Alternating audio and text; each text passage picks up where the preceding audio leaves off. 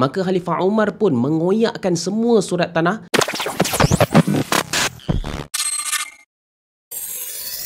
Assalamualaikum warahmatullahi taala wabarakatuh. Khalifah Umar bin Abdul Aziz bukan sekadar melepaskan kekayaan yang ada pada dirinya untuk rakyat sahaja, bahkan beliau juga membersihkan segala yang melibatkan sistem pentadbiran di dalam negara. Jika dilihat waktu itu, di kalangan Bani Umayyah banyak pegawai-pegawai kerajaan yang ambil kesempatan dengan melakukan perkara yang salah di dalam urus tadbir negara. Antara yang berlaku waktu itu ialah merampas hak-hak rakyat secara tidak sah dan memberi tanah kepada orang yang tidak sepatutnya diberikan. Dalam erti kata yang lain adalah rasuah yang berlaku di dalam pentadbiran. Ibnu Jauzi ada meriwayatkan bahawa Khalifah Umar bin Abdul Aziz telah mengurung dirinya dalam rumah selama 3 hari. Apa yang dilakukan oleh Khalifah Umar ini menyebabkan pegawai-pegawai kerajaan jadi bimbang dan takut, sebab mereka ternanti-nanti apakah arahan yang akan dikeluarkan Khalifah seterusnya. Jadi waktu itu semua pegawai-pegawai kerajaan telah berkumpul depan rumah Khalifah untuk mengetahui berita yang akan dilakukan oleh Khalifah. Sebab kenapa Khalifah Umar berkurung di dalam rumahnya adalah kerana beliau telah mengumpulkan semua maklumat-maklumat tentang tanah-tanah yang pernah direkodkan oleh khalifah-khalifah sebelum ini. Surat-surat tanah ini dikumpulkan serta diteliti sama ada betul atau tidak pemberian dan hadiah tanah tersebut kepada penerima tanah itu. Khalifah Umar bin Abdul Aziz telah membuat semakan bersama penasihatnya yang bernama Muzahim.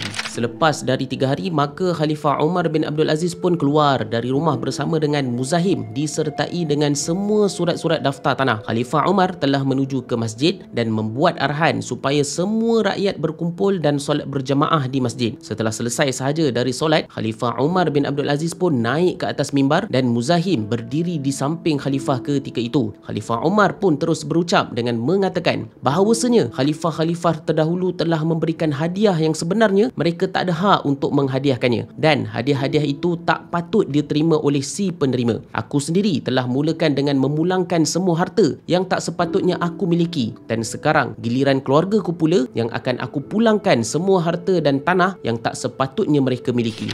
Waktu itu Khalifah Umar pun meminta penasihatnya untuk membacakan maklumat-maklumat tanah yang akan dipulangkan semula ke Baitul Mal. Selesai sahaja Muzahim membaca surat-surat tanah tersebut, maka Khalifah Umar pun mengoyakkan semua surat tanah yang bukan hak keluarga Khalifah, dan beliau telah mengarahkan daftar tanah itu dikembalikan kepada Baitul Mal tanpa ada sebarang syarat untuk keluarga Khalifah menuntutnya semula. Dalam surat daftar tanah itu juga ada sebilangannya dipulangkan kepada pemilik tanah asal, dan sekiranya pemilik tanah itu telah mati, maka tanah tersebut diserahkan kepada Baitul Mal.